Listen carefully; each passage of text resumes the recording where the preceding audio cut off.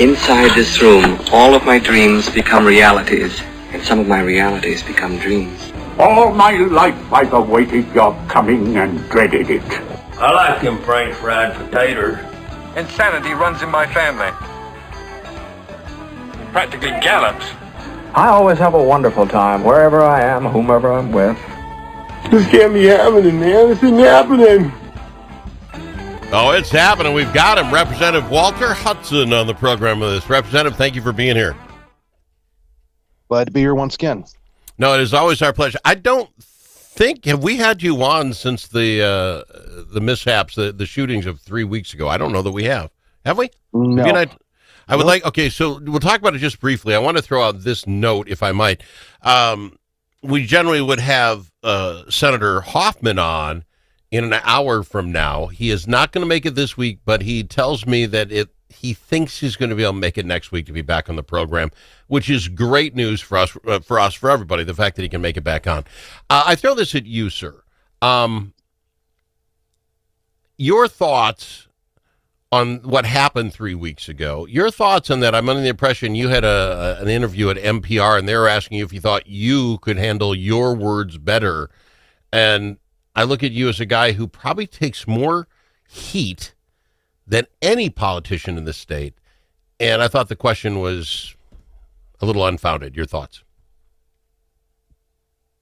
Well, it is interesting that I am regarded and commonly described whenever I'm written about in the media as controversial and a firebrand and a rabble-rouser, or all these different descriptions.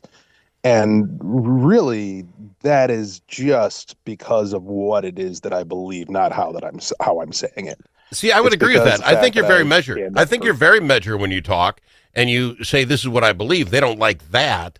But because you're measured, it puts a lot of people in boxes, and all of a sudden that makes you mean. Right. That's exactly it. Is that I don't tiptoe around or act like, well, this is just my opinion and maybe I'm wrong. Like, no, I say what I know to be true or what I believe to be true, and I don't back down from it. And apparently that makes me controversial. That said, there is, I think, a collective responsibility that we all have to ensure that we are criticizing ideas rather than people, simply because when we get to that point where we're dehumanizing each other, a Looney Tune like this guy Bolter can get a hold of that and take it in a crazy direction. That doesn't mean that anybody other than him is responsible for his actions, but there is environmental factors to take into consideration in terms of what type of a culture are we producing that drives people to such anger, even if they don't commit an act of violence. The anger itself is not healthy for our society. Oh, you're 100% correct. I think a lot of it also has to do with media today, the way we deal with it, all of it, the social media and the rest. People in your position, sir, elected officials, almost feel the canned responses are the answer. I say that you're not one of those. I would also put Hoffman isn't one of those people because he comes on the program and wants to talk music more than anything else. But it's the stock answers. If I answer this is what, if I ask this question, this is the answer I'll get from all of these people on the left or all these people on the right. And then when you watch votes come down and it's on left and right, how do I put it? It just seems as them and us. What I mean by that is like Representative Hortman. I didn't know that she raised rescue dogs and that she actually had her rescue dog because the rescue dog was too nice. Rescue dog wouldn't do what it was supposed to do. It was not going to work. So she adopted the darn thing. That humanizes her for me. I think if we had more humanization of you all, it'd be harder to do such terrific act. Now, this guy was a nut job. I'm not sure if you knew that about her, you wouldn't then shoot her, but you get my point. Somehow we got to stop that. It's just the work and I say the right words. So what we're doing here in the program, sir, is we're asking one tough personal question to every representative or senator that comes on the program just to get to know you better. Is that fair enough? You didn't know that was coming, did you? Okay. Can you take a look or do you know the last photo you took on your phone? It was probably a screenshot of an article that I posted to Twitter. Like, I don't take a whole lot of boring, Hudson. I'm sorry. I took a picture of well, me smoking a cigar in the garage and sent to my cigar smoking buddy in South Dakota yesterday. I can tell you right now. Hudson? Okay, we're going to work on that. Well, there you go. I don't know if that humanized you enough. We're going to work on it. Every time you're on, I'm going to ask you another question. That's all. All right. Let's talk some work, though. I mean, we're getting back to the business of the business. Big, beautiful bill comes out, and I find this very interesting to me. As much as the left, this is the worst. There will be dead people in the streets because of this bill. That's where they're going with this. There are far right-wing people as well. I'm pointing at myself if you don't see that don't like this bill because it didn't cut enough. Is this one of those bills where it'll be perfect? And what I mean by that, I don't want. Why are we spending more money than we take in if we put Republicans in the House and the Senate and the president? I thought we were going to get rid of that. Am I wrong? Maybe it's a good bill because both sides hate it. I'm not. That could be. I don't. I think the reason why we don't cut spending is because that's not what anybody actually wants. Even the people who say they want to cut spending won't tell you on what, because then you have to take responsibility for it, right? There isn't a constituency out there, and it's been really interesting, this whole argument that's been taking place with Elon proposing a third party, which is a ridiculous idea that it's so ridiculous that it's kind of shocking that somebody that intelligent would come up with it. But people are arguing, well, yeah, we should definitely do that because then we can finally cut spending if we have a third party, because there'll be something in the middle. And my analysis of that is, are you kidding me? Like, you really think that the ideological bell curve of where people are at, like, that peaks right around the idea of cutting government spending? Nobody wants to cut government spending. No, the left doesn't want to cut it because they love government services. Mm-hmm. Go ahead. Finish. The left doesn't want to cut it because they don't want to cut government services, and the right doesn't want to cut it because they don't want to cut the military. And everybody's getting their goodies. Let me throw this at you. Until the culture changes, you're not going to get it. Let me throw it to you, Representative. If Al was king for the day, you take the 2018 budget and you start there. I don't remember people dying in the streets. I don't remember any of all this stuff. COVID hit, all of a sudden licensed to print money. I'd go to 2018. Guess what? We have a balanced budget now. Or really close. I mean, you'd have to futz around. But I go to 2018.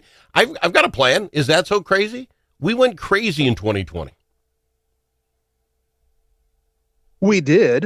And the thing is, there would be definite economic shocks to doing something like that, because the money has already been spent. The damage there has already been done. And so in order to wean yourself off of it, it's kind of like a binge and purge.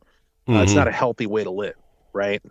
No. So what needs to happen is there needs to be an orderly, long-term, generational transition towards a different way of doing business. And that's going to require the type of commitment that usually doesn't survive electoral cycles. Yeah, well, this is my other problem with this bill, is it'll save us $3 trillion in the last 4 years of this bill. Most of these people won't be around then. We'll get new sets in. Yeah. It's another cycle. And so this is why we pretend that our budgeting works. Are you happy with the big, beautiful bill? Maybe that's where I should have started. I'm happy that Congress finally passed a budget, because that hasn't happened since I was in high school. Yeah. We've been living off continuing resolutions forever, which is an incredibly lazy way to govern. This is at least a deliberate change to how we conduct business as a federal government. And the things that I'm most interested in this bill have less to do with the fiscal side and more to do with the policy side. We're putting some teeth into our immigration policy. We're taking that seriously, and that is going to have very positive effects, not just in terms of the economy. I mean, we've already seen in places where these ICE efforts have been successful and there have been these massive raids, you got people lining up out the door in order to take the jobs that these folks were doing, which, by the way, they were doing at substandard wages, basically acting as modern day slaves. And it's amazing to me that you have articles out there with all these companies openly confessing that they were breaking the law and taking advantage of these people. So that alone is worth the passage. All right, fair enough. I want to go to break because some of these big, beautiful bill things could possibly make you go back to work in a special session. We'll talk about that after this. We've got him, Representative Walter Hudson. If it's your turn to host the game, Grandpa's Barbecue suggests you try something different. Put out the perfect barbecue flavor of Grandpa's Barbecue. Add it to your ribs, dip the meatballs, or drench your wings in the original flavor of Grandpa's Barbecue. It isn't too hot or spicy, fruity or smoky or whatever. Grandpa's Barbecue. Available in select stores and online at grandpasbarbecueshop.com. Chanhassen Dinner Theaters brings you its most popular show of all time, Grease. You'll hear all your favorite hits from the Broadway musical and the movie. Join the whole gang at Rydell High. We'll sing, we'll dance, we'll bring you back to high school life in the 50s. Poodle skirts, bobby socks, the soda shop, and drive-in movies. Grease! It'll rock your socks off. Order your tickets today. Visit chanhassendt.com.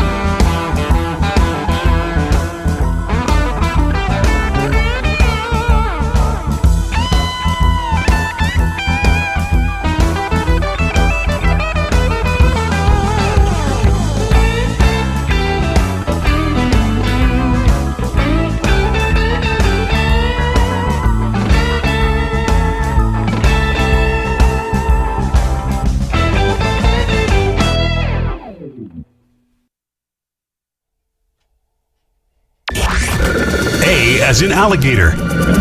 L also in alligator. But it's not alligator. It's the Al Travis Show. We're lucky to have Representative Walter Hudson on the program with us. Representative, let me run down a little education stuff. I think in Minnesota, we all want to do all we can for those that can't help themselves. But when it comes to higher ed, I think I get a little wishy-washy. Here it is. President Trump comes out and says he wants to get rid of the Department of Education. Minnesota Department of Education goes nuts. You do that, the kids won't be learning. It'll be horrible, and you'll crush us.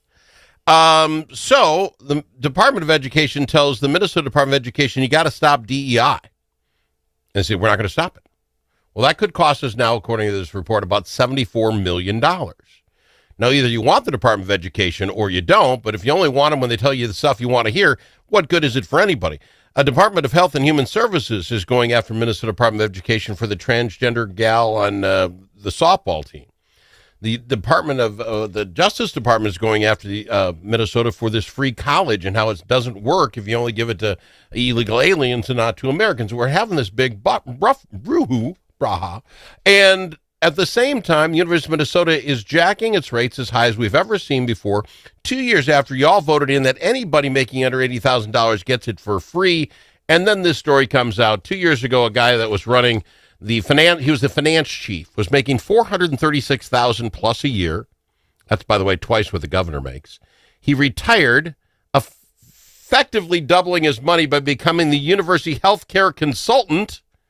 Now makes $800 an hour, $1.1 million in his first year by taking advantage of the system. And now the university, of course, saying we need more money.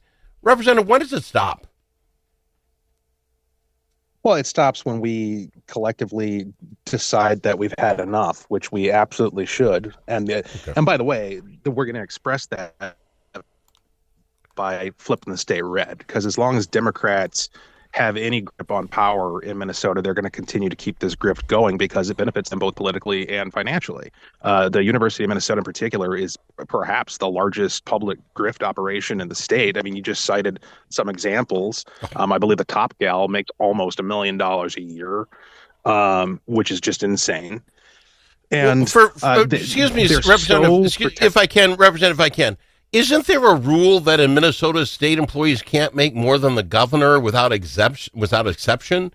Are you guys getting those exemptions, or do they get to make it up themselves as they go? I thought there was a rule about that. Maybe I'm wrong. Well, you might be making reference to some rule where this is a loophole, because the University of Minnesota exists kind of like it's in its own parallel governmental dimension. Where they control their own affairs. That's why they have the Board of Regents. And by the way, Democrats are so protective of keeping the grift going that in spite of the fact that we had a tie in the House 67-67 this year, they utterly refused to allow us to do our legislative duty to elect new regents to that board. And I firmly believe that the reason why is because they are terrified of having even one semi-reasonable, responsible person asking just normal common sense questions like, why are you paying these people this much money? That terrifies them so much that they refused to do their legislative duty and kicked it over to Governor Walz to appoint whoever's going to go along to get along to be part of that old boys club down there at the U. And the same applies like this, the whole North Star promise act of we're going to pay tuition. That's not about the kids. That's not about helping people. That's not about making sure that your son and your daughter can acquire the skills necessary for them to negotiate reality and make their own money and have their own families. That's so that they can funnel public dollars into this system that pays these salaries for their friends. That's what it's all about. And until Minnesotans are sick and tired of that, and unelected Democrats, which is what it's gonna take, this is going to continue. Well, and I think we have to just highlight all that weirdness. Like I say, one guy deciding he quit his job making $500,000 a year to double it by becoming a consultant to the position that he just left. Something's wrong there. The other one, as I read, they have like 14 vice presidents at the University of Minnesota. Representative, if you and I sat and had a beer and a cigar, we could not come up with 14 things that need to be a vice president in the one business of education. There's finance. Yeah, that's exactly right. There's, I guess tuition. I couldn't come up with 14 different categories, let alone 14 vice presidential level stuff. And yet they just do it because those guys make more money, and it's driving me insane. One last thing before I let you go. Well, go ahead. We'd be better off taking the money that we spend on these ridiculous institutions that basically exist in order to provide political research to promote Democrat agendas. We'd be better off taking that money, just handing it to parents in Minnesota and saying, go educate your kids. You get much better outcomes. I would not disagree with that. One last thing. Do you think Minnesota roads are safe? I don't remember us discussing this. And please, motorcycle people, not against you in any way. I really don't care if this was safer. This new idea, this new law that started like on Tuesday, motorcycles can now, zip in between and the outside of the lanes. You good with that? When did we discuss that? Did I miss something? I think it's going to be a potentially hazardous rollout simply because people aren't expecting it. They're not familiar with it. I imagine there's going to be a lot of people who think it's illegal and are calling 911 to report and having to be told by the cop. Yeah. No, this is legal now. There's also the issue of it only applies to traffic moving under 25 miles an hour. So how much are people going to abide by that? And I don't understand the upside to it, but it's one of those ideas that kind of wormed its way through the process. And in reality, I'm generally, I don't really care as long as it's safe. It's not going to affect me. I just hope people understand they can do that now. That's why we've been talking about it every day since. They can do this. If you're driving down the road, don't get teed off. Whether you're going 30 miles an hour, let the cops decide the rest. I don't remember us talking about it, Representative. That's all. It just out of the blue. Now, zoom all you want. Well, and because it hasn't been talked about and people aren't expecting it, I just think it's going to create a lot of scared people. I mean, my wife, she half jumps out of her seat if we're coming up on traffic slowing down. I mean, I can't imagine what her reaction would be to a motorcycle zipping by in between the lanes when it doesn't know to expect that. And I think you're going to see a lot of those types of reactions, which might result in some accidents, and that's unfortunate. All right, my friend, I thank you for taking time. I know you're taking some time off. You've had a heck of a long year. I appreciate you being here, my friend. Appreciate it a ton. Yep. Thanks for having me. He's Representative Walter Hudson on the Al Travis Show.